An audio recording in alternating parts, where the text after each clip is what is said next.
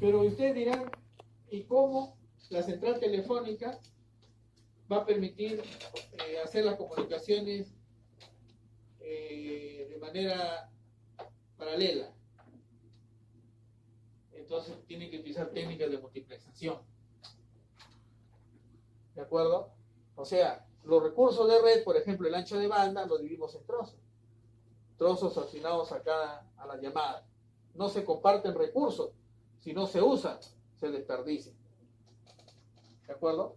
Entonces, o sea, asignamos, lo podemos hacer de dos maneras, dividiendo las frecuencias o dividiendo los tiempos. ¿No?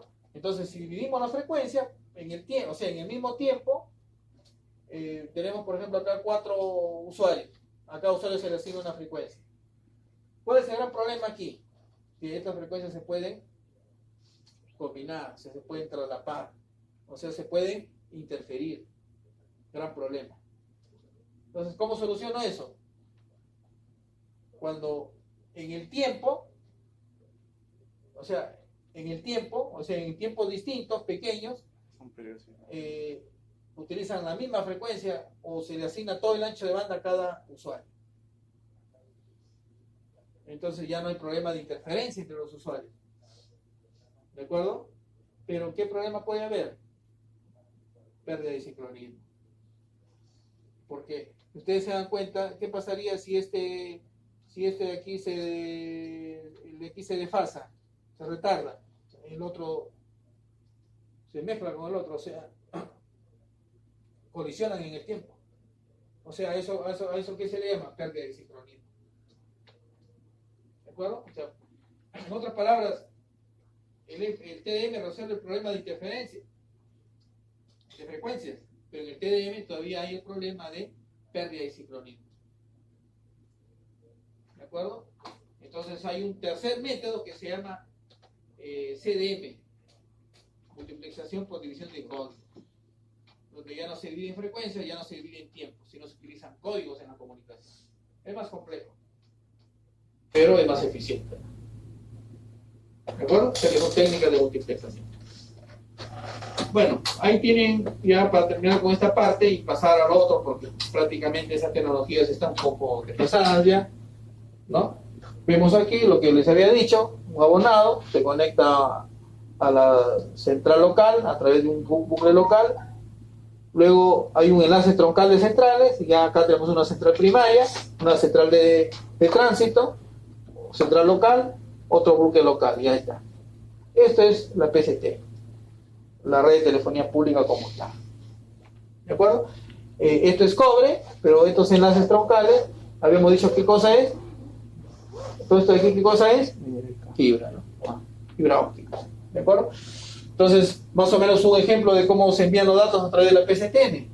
Entonces, miren, acá habíamos dicho, ¿no? Tenemos que poner un módem. Para la señal digital que recibe el módem, la va a pasar a la señal analógica. Y acá está ya como señal. O sea, este es un códec. Un codificador de codificador, ¿no? O sea, por aquí está pasando señal digital a través de una central de larga distancia, y viene aquí la información, y esa información tiene que, si acá se hace, o sea, a ver, la información llega por acá, o sea, ¿por qué es un códec? Porque por un lado codifica y por el otro lado decodifica. ¿De acuerdo? O sea que la señal tiene que pasar de señal analógica a digital. Y para pasar a la señal digital tiene que haber muestras, y para hasta pasar ya a una señal de procesamiento binario, ¿no? Que es ya completamente digital. ¿Vale? Esa es la idea, ¿no? Bueno, volvemos ahora sí al principio de conmutación de paquetes. ¿Ya? Con esto ya estamos terminando esos conceptos para hacer la teoría y hacer lo que vamos a hacer. ¿Alguna pregunta, sí? Entonces, ¿qué podemos decir de la conmutación de circuitos? ¿Qué desventajas podemos tener?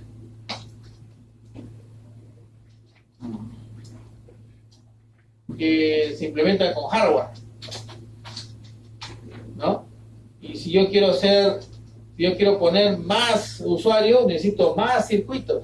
Necesito más circuitos, procesamiento va a tener más recargos. Entonces, ¿qué tengo que hacer? Construir un hardware más veloz. Entonces, ¿qué puede suceder ahí? Se me va encareciendo el hardware. Entonces, la idea, ¿qué cosa es? Tratar de virtualizar el camino para llevar la información. Entonces, esa es la idea del principio de conmutación de paquete. En el caso anterior, ¿se acuerdan que tenían que reservar recursos? Porque el enlace siempre era dedicado, siempre. ¿De acuerdo? El enlace siempre era dedicado. Y si ese enlace yo no lo utilizaba, estaba desperdiciando también los recursos. ¿No? Bueno, entonces, en el principio de conmutación de paquetes, podemos ver ahí flujo de datos divididos en paquetes. Los paquetes de distintos usuarios comparten los recursos de la red. Ahí viene la primera ventaja, ¿no? Cada paquete utiliza el ancho de banda disponible, o sea, no se desperdicia. Los recursos se usan cuando se necesitan. Entonces, el ancho de banda se divide en trozos, dice asignación de dedicado, reserva de recursos. Eso lo mejoramos. O sea, esto solamente se daba ¿dónde? Conmutación de circuitos. ¿De acuerdo? Claro que sí va a haber una contención, una disputa de los recursos, porque se comparte. Entonces, la demanda agregada de los recursos puede exceder la disponibilidad. Ahí puede ser el problema. ¿De acuerdo? Porque ya hay una competencia. Entonces, ¿cuál es la idea? La idea es, por ejemplo, si yo tengo 30 usuarios, entonces esos 30 usuarios no siempre van a estar en comunicación todo el tiempo. Entonces yo tengo que tratar de optimizar aquí, ¿no? El ancho de banda. Porque ese ancho de banda, ¿cómo es? Compartido. Entonces tengo que hacer ver más o menos en el día, en la semana, primero en horas, en día, en semanas, en meses, cómo se utilizan esos recursos. Siempre van horas pico donde la red pues estará un poco, llegará a saturarse, ¿no? Pero hay que optimizar, tratar de evitar que eso ocurra. Ya eso va a depender del diseño, ¿no? Entonces ahí se estudia pues la teoría de colas en lo que es en una red de datos, ¿no? Bueno, congestión, porque eso nos conlleva la congestión, ¿no? Paquetes deben esperar para usar los enlaces, colas, pajas. ¿De acuerdo? Entonces ahí viene ya que un switch no es tan simple que solamente tiene pues una memoria de contenido de direcciones. Tiene buffers. Implementa algoritmos que son el primero que llega, el primero en salir, que se llama algoritmo FIFO, ¿no? Primero en llegar, primero en salir. Pero no siempre eso va a ocurrir, porque de repente ese paquete es pesado. ¿Qué pasaría si lo dejo salir? Me congestiona, me hace lenta la red. Entonces llega el paquete pesado, lo marco. No, usted se va a quedar todo en el buffer y lo marco como no prioritario. Pasa el paquete liviano. Entonces descongestiona la red. ¿De acuerdo? Pero eso ya son algoritmos que quien lo implemente, el mismo switch, ¿no? Para ver cómo procesa los paquetes. Si lo conmuta hacia la salida o lo almacena en el buffer para no congestionar la red, ¿no? Entonces, colas, bajas, ¿no? Y aquí predomina en la computación de paquetes una forma de computación que se llama almacenar y enviar. Almacenar y enviar, ¿no? Han estudiado switches, ¿no? ¿Qué tipo de computación se implementa en un switch? ¿Por qué lo hacen llegado? ¿Se acuerdan qué tipo de computación se implementa en un switch? ¿Se acuerdan? No se acuerdan, pero sí han estudiado. El QSU, que es cortar, continuar. Es una técnica de computación. Cortar, continuar. ¿No? Suficiente tener la dirección MAC fuente para que la trama conmute de un puerto de entrada hacia un puerto de salida. Suficiente que se conozca qué cosa, el MAC destino, y ya está, y conmuta. Pero ¿qué podría ocurrir eso? Que si la trama conmuta de la entrada a la salida, que esa trama podía estar con errores, entonces comienza la red a llenar de errores. Entonces, ¿qué es mejor? Recibir toda la trama completa y almacenarlo en el buffer. Toda la trama completa. procesarlo para ver si la trama vino o no con errores. Y si se verifica que no está con errores, entonces recién muevo la trama hacia afuera, hacia el destino. Entonces, ¿cómo se llama ese tipo de computación? Almacenar y enviar. Almacenar y enviar. ¿Lo almaceno para qué? Para procesarlo y verificar si la trama viene o no con errores. Paquete o trama. Y luego que verifico eso, recién lo saco, ¿no? O sea, va avanzando de un salto, ¿no? A la vez. Cada uno recibe el paquete completo antes de ser reenviado. ¿De acuerdo? Esa es la idea de este modo de computación. Así es como funcionan los ruteadores. O sea que los ruteadores, miren, están haciendo dos funciones. Primero, ¿qué hacen? De manera más inteligente, ¿qué es lo que hacen? ¿Qué hace un ruteador?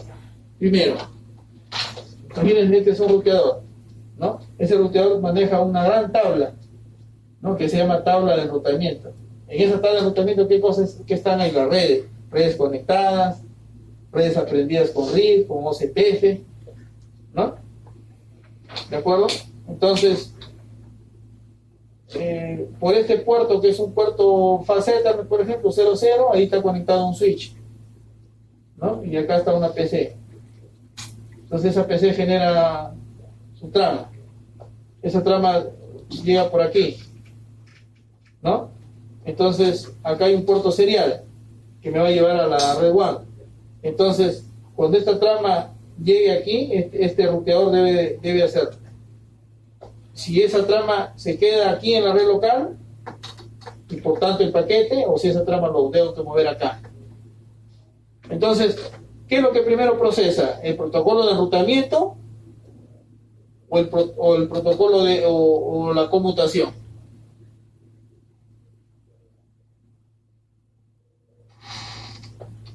¿Qué es lo que debe primero procesar el ruteador?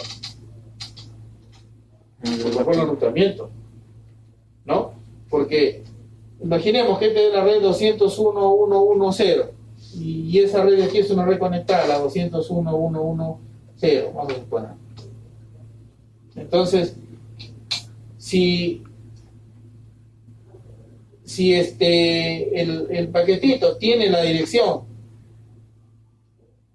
201.1.2, vamos a suponerlo ya como host, porque esto ya sería una dirección de host. Entonces, el ruteador sabe de que este paquete debe ir hacia acá, o sea, debe ir hacia esta red, que es una red conectada, pero esa red conectada, ¿a dónde me lleva? Ya hacia afuera. Entonces, para tomar esa decisión, ¿qué ha operado? Los protocolos de enrutamiento. Y una vez que sabe que el paquete debe ir a esta red, lo debe mover de manera real ya. Cuando lo mueve de manera real, ¿qué se ha hecho ahí? Cuando se mueve de manera real, la conmutación, storing and forward. ¿De acuerdo? O sea que un ruteador está enrutando y está conmutando. Se está haciendo las dos cosas. Enrutando para saber a qué red va el paquete y conmutando para mover de manera real el paquete. ¿De acuerdo? Esa es la idea, ¿no? Bueno, ahí está, miren, la computación del paquete de storing and forward. Ahora, entonces vamos a hacer, miren, los primeros cálculos que se hacen, ¿no?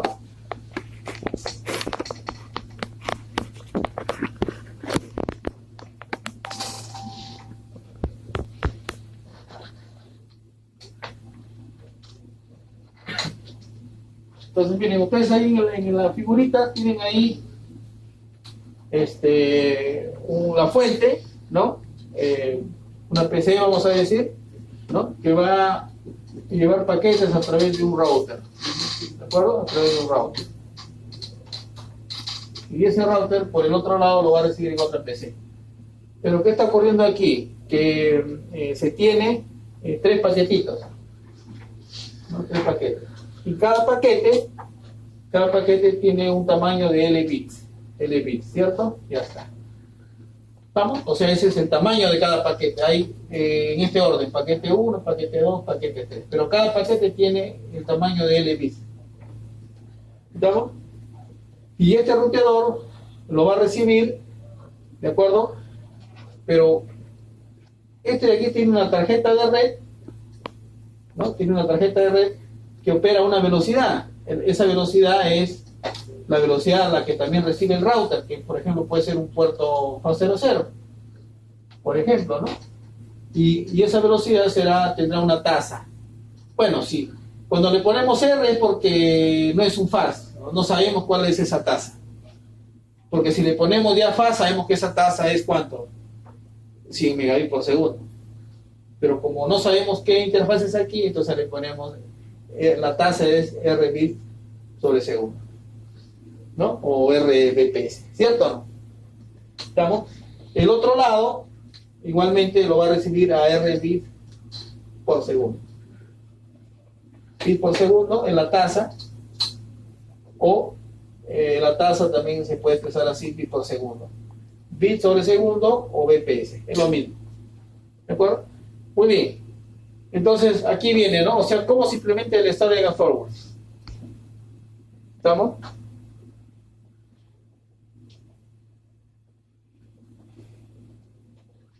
Entonces tenemos ahí, miren, dice, se lleva L sobre R segundo, dice, transmitir un paquete de L bits en un enlace de R bits por segundo, dice. El Storage and Forward dice, el paquete entero debe llegar al router antes de ser retransmitido. Entonces, nosotros sabemos que aquí hay un retardo. ¿De acuerdo? O sea, a ver, para antes de entender eso, cuando yo llevo la información de un router, por ejemplo, hacia una PC, ¿no? Y aquí, esto de aquí lo implementa, por decir, vamos a suponer, a una velocidad de 100 megabits por segundo, ¿de acuerdo? Y si yo quiero transmitir ese paquete, donde L es, por ejemplo, vamos a suponer, ahí no sean valores, ¿no? Aunque aquí sí, ¿no? 7.5 megabits, a ver, por ejemplo, 7.5 megabits, ¿cierto? Ese es el tamaño de lo que yo quiero transmitir. Entonces aquí me piden qué tiempo tomará o cuál es el tiempo total que se tiene que considerar para lograr llevar esta tasa de bit a esta velocidad. Entonces, ese retardo total es la suma de dos retardos. Hay un retardo de procesamiento que se llama retardo de transmisión y hay un retardo en el cable que se llama retardo de propagación. Por lo tanto, el retardo total no es otra cosa que la suma de esos dos retardos. ¿De acuerdo?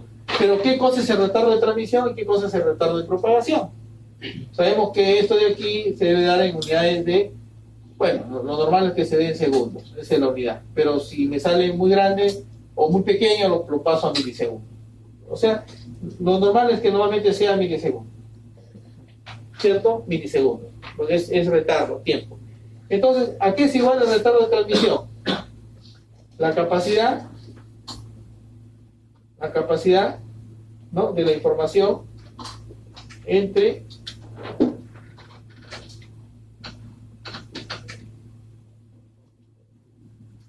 qué, la capacidad en qué se da en bit, y se da en byte, lo pasamos a bit, entre la velocidad de transmisión. Y la velocidad de transmisión en qué se da en bit sobre segundo. Entonces bit con bit se va y segundos queda arriba, y ahí está, ¿no? ¿Estamos? Ya está. Y el retardo de propagación, aquí es igual.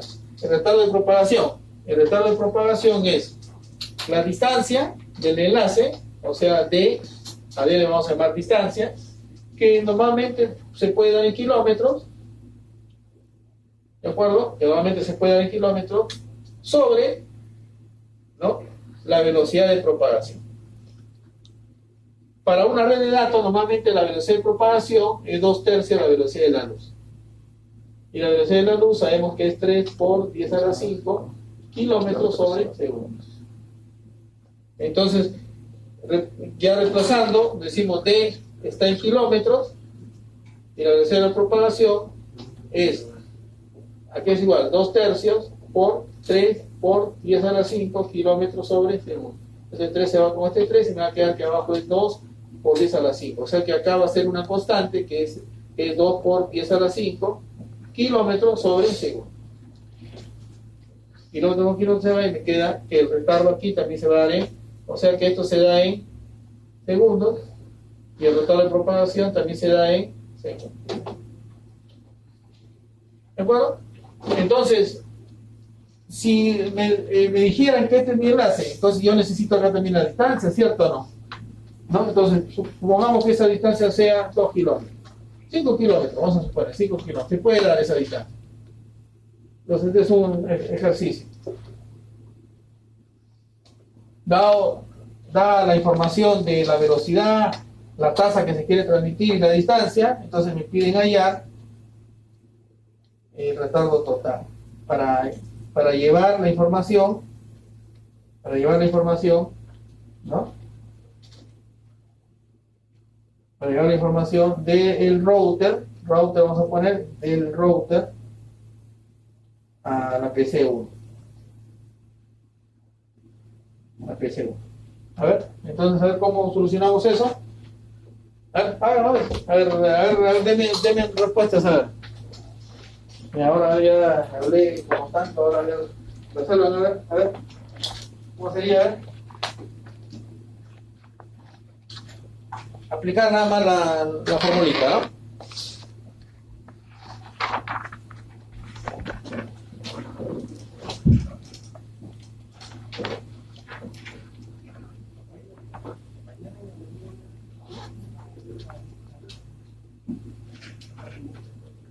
Le aplicamos primero para ese ejercicio, para hacerlo más entendible, ¿no?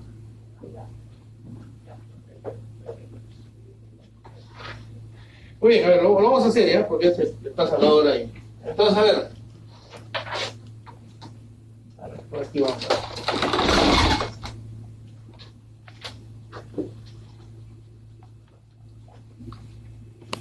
Entonces, a ver, aplicamos la fórmula, ¿no? O sea, ¿cuánto sería ese retardo total? Entonces hay que calcular el retardo de transmisión más el retardo de propagación. ¿Qué es igual el retardo de transmisión? Entonces, ¿cuánto es la capacidad?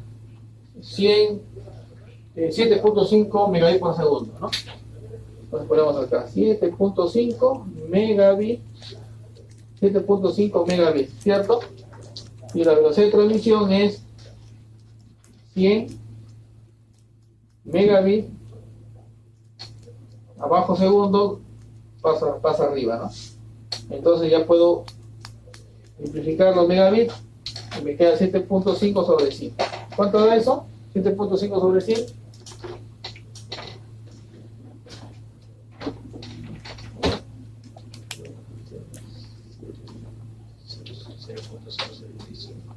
Entonces 7.5 entre 100.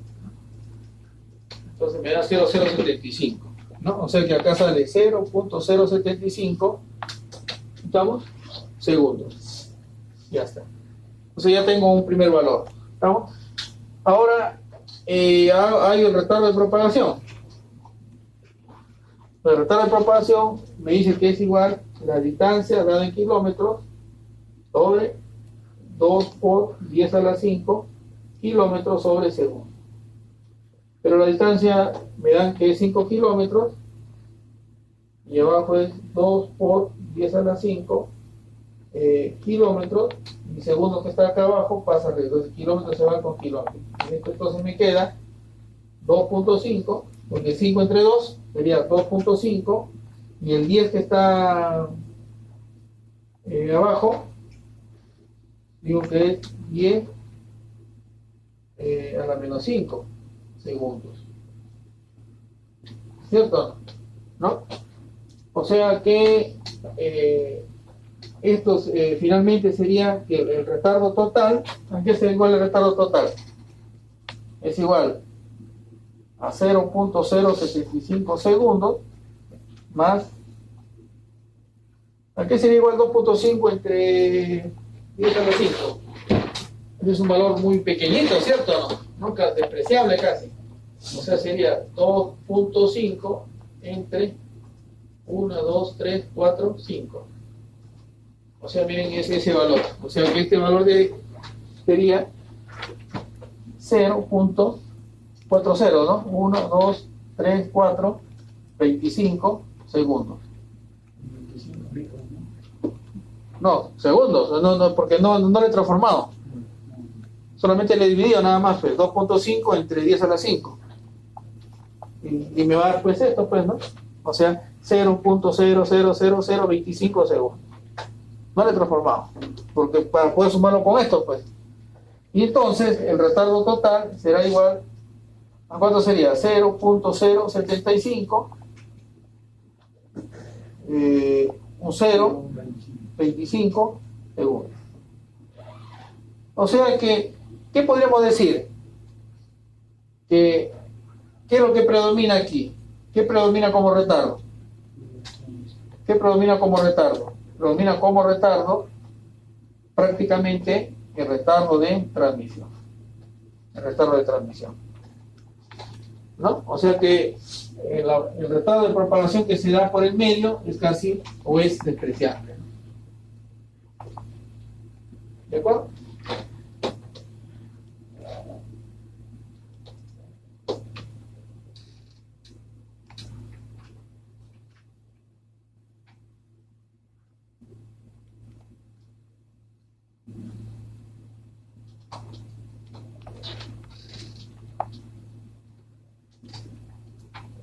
¿Por qué le ponéis 100 megabits?